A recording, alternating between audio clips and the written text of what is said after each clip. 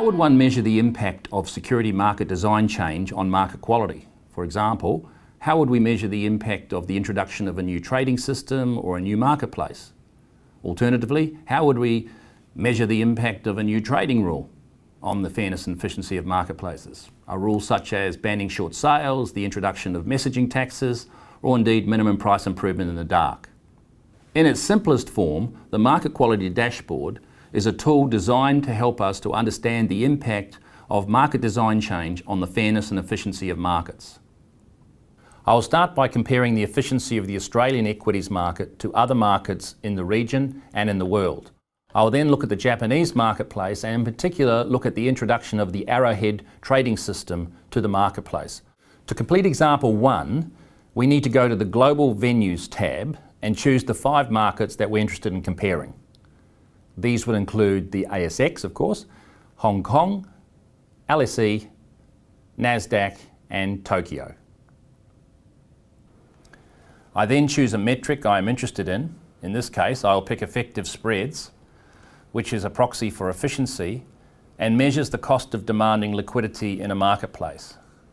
I then choose an appropriate period of data and voila, I have a sense of the relative efficiency of the Australian marketplace compared to other markets around the world. Placing my cursor at a particular spot in the time series graph, you will see a box that has the specific metric for each marketplace.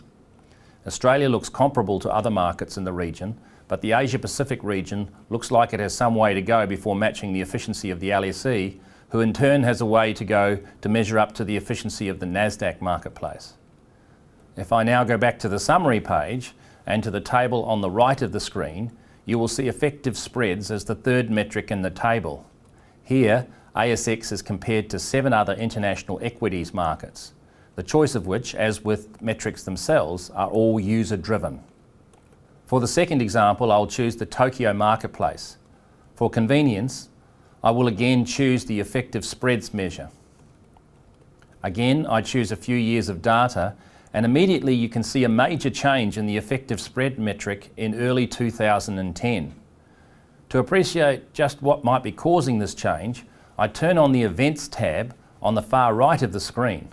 Once I do this, all major market design changes to have occurred in the Japanese equities market over the relevant period will appear. I will now zoom in on the area surrounding this change to reveal Event 14. When I tick on this event box, up comes a description of the market design changes occurring at that time. What it shows is that the Arrowhead trading system went live on January 4, 2010. The introduction of the Arrowhead trading system had quite an obvious impact on the transactions cost in the marketplace because effective spreads visibly dropped from around 22 basis points before the introduction to approximately 18 basis points in the immediate aftermath, a change of around 18%.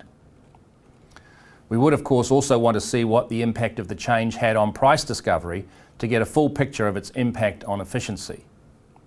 To do this, I've chosen another metric called price impact, which shows no perceptible change around the introduction of Arrowhead.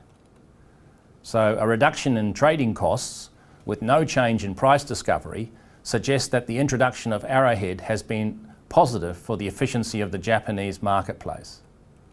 The next question we'd need to ask before we can conclude what impact the change had on the overall quality of the marketplace is what did the introduction of the Arrowhead trading system do to market fairness?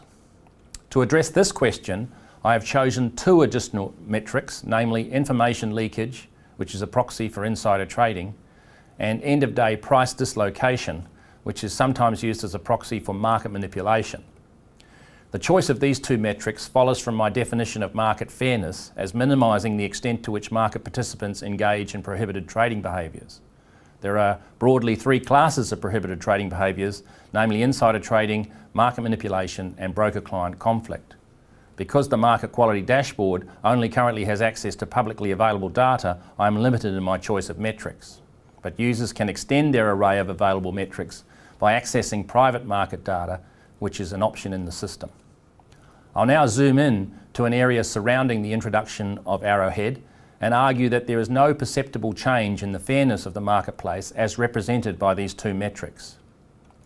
Subject to ensuring that other metrics for efficiency and fairness tell us the same story, we can conclude that with no change in fairness and a positive change in efficiency, that the introduction of the arrowhead trading system has been positive for the quality of the Japanese marketplace, and measure just how positive it has been.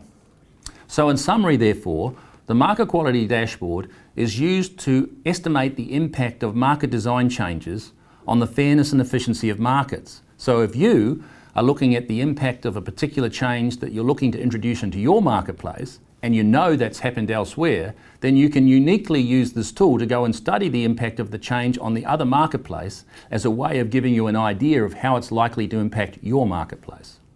A good example of this is the introduction of a new trading venue to your marketplace. Chi-X, as an example. It's already been introduced into the UK, to Canada and Australia. By using the dashboard, you can go study the impact of the introduction of that new trading venue on the fairness and efficiency of those marketplaces in order to get an idea of what introducing a new venue is likely to do to the fairness and efficiency of your market.